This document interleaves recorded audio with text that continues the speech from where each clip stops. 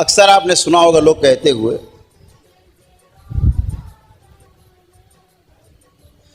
कि हम तो बहुत पूजा पाठ करते हैं, लेकिन जितना पूजा पाठ करते हैं उतना ज्यादा कष्ट में रहते हैं। ये सुना होगा अक्सर आपने, अक्सर कहते मिल जाएंगे लोग, लेकिन उसका विज्ञान नहीं पता, इसे दुख होता है उनको, बल्कि उन्हें खुशी मनानी चाहिए।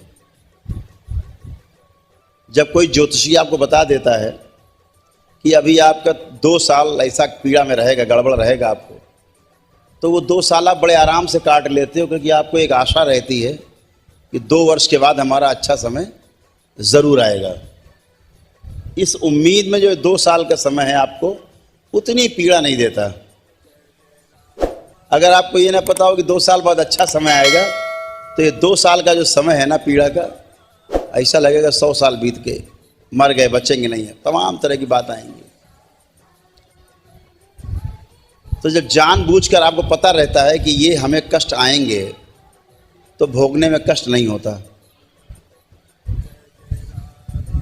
तो क्या होता है, क्या विज्ञान है, ज्यादा पूजा पाठ करने वाले का कष्ट बढ़ने का जो विज्ञान है, बहुत बड़े पुजारी हैं, बोले बहुत पुजारी हैं बड़े, तो क्या हुआ, तो कष्ट बहुत आ गए। तो कर्म भोग काटने का उनको उपाय नहीं पता, तो कैसे आ गए, ईश्वर कृपा से आ गए वो कष्ट, कि इसी जन्म में आपके सारे कर्म भोग कट जाएं। इसलिए उठा उठा के जो आपके गंभीर समस्याएं हैं वो आपके सामने पूजा पाठ के जरिए आती रहती हैं, कि आप इनको इसी जन्म में भोग करके और अपने तपोबल से आगे जा करके और तमाम साधना करके, जप तप करके और 84 लाख योनियों के बंधन से मुक्त हो जाएं। नहीं तो अगर कर्म भोग बचे रह गए तो अगले जन्म में फिर भोगने आना पड़ेगा। इसलिए विज्ञान ये है कि बहुत पूजा पाठ करने वाला व्यक्ति अक्सर बहुत कष्ट में रहता है, क्योंकि इसके कर्म भोग आगे बहुत तेजी से आते कटने के लिए।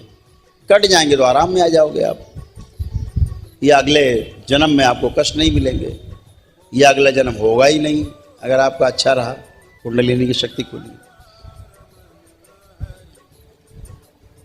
तो दरबार बहुत से प्रयास करता है कि आपकी तमाम समस्याएं जो हैं वो आपसे दूर जाएं, हट जाएं, खत्म हो जाएं। जैसे दरबार ने तमाम शक्तियां खोली, कुंडलिनी की शक्ति खोली। ये दरबार के जो बच्चे हैं ना, ये दरबार के बच्चे अनंत की यात्रा करते हैं। आपको पता नहीं होगा, बैठे हैं यहाँ मंच पे, अनंत की यात्रा करते हैं, जहाँ पर 1000 जन्म लेके नहीं पहुँच सकता आदमी। बाबा और माँ की कृपा से, भगवान भोलेनाथ और माता की कामाख्या कृपा से क्षण भर में स्वर्ग तक की यात्रा करके लौट आते हैं 2-4 मिनट में। सभी लोगों की यात्रा करके लौट आते हैं, स्वर्गलोक की नहीं।